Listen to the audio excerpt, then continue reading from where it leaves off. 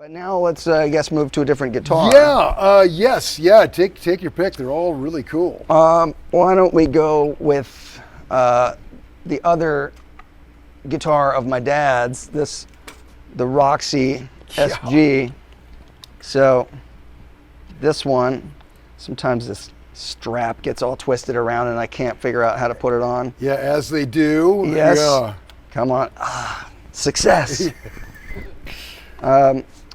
So see, this one has another snap jack. Such a great idea. Yeah.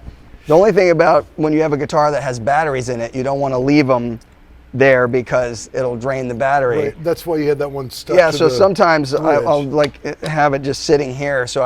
But people see that and they're like, "Why does he have an input jack on his bridge? What's that about?" You know. So it does look a little silly, but yeah, that's great. So yeah, so this guitar has not the same, but similar. It's got a preamp that boosts the signal, and then you have sweepable EQ stuff, but you don't have the rotary switch that makes it like the different versions of a wah pedal. This is more of like a sweepable parametric EQ in here, and so you can turn it all off, and it has like normal guitar kind of sound. But then we turn it on. Wow.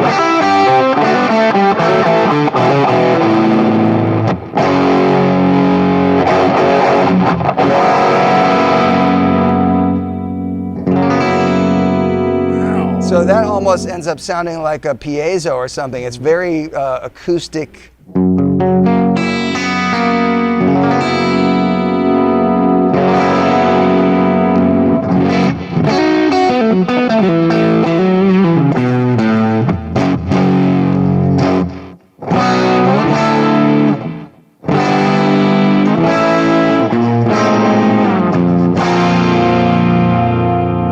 So, you know, it's cool because you have access to, instead of turning your volume down to clean up, you can actually clean it up from this knob, and it's a different like input stage to the amp and stuff, you know.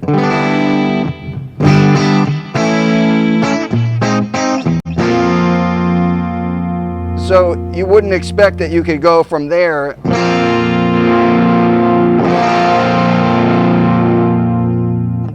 You know, my dad was way ahead of the curve. At the time, what he would do is make his guitars up to line level so he could use studio effects in his rack. Yeah. And he would use the boosted signal for the guitar to boost into the amplifier so we wouldn't have to use as much preamp gain, which made the signal to noise ratio way better, because you wouldn't have a lot of hiss. He's barely using the preamp gain. It's coming from the guitar when he needs it.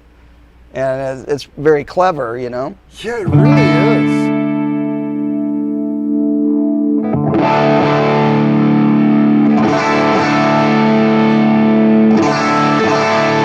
It's very interactive.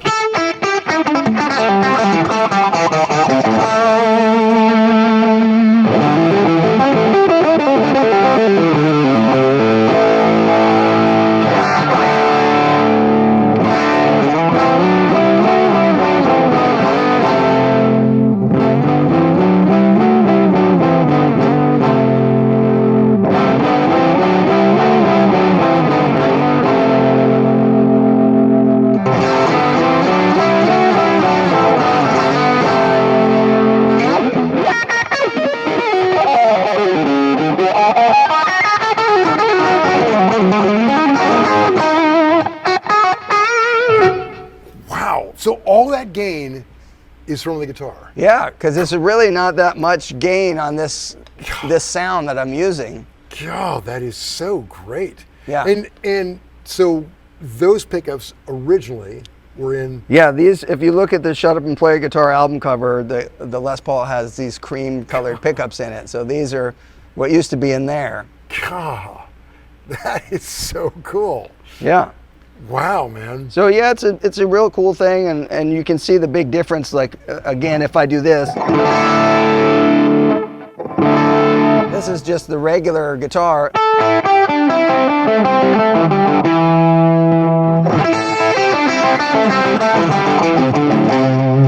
then you get all the control of what kind of definition you're looking for. You know? Right.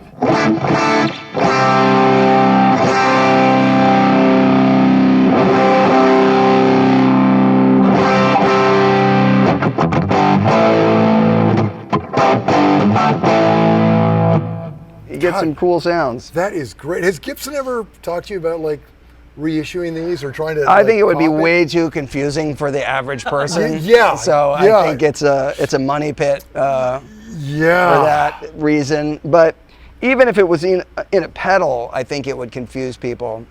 You know, everybody thinks, oh, I got to turn everything all the way up. They don't know how things interact, and then you could probably, under the wrong circumstances, hurt yourself because you can get way too much high end and get some feedback. Sure. And yeah, there'd be a dangerous learning curve, I'm sure, on all these. Wow, that is so impressive, though. And I mean, I love the way that he was tweaking on these, and then that 52 Les Paul and the Switchmaster. He did equally crazy. Yeah, he did all kinds of stuff. Like he didn't really look at it like, oh, this is a vintage guitar. No. He just looked at it as a tool to make music with. So if he wanted to get exploratory, he would.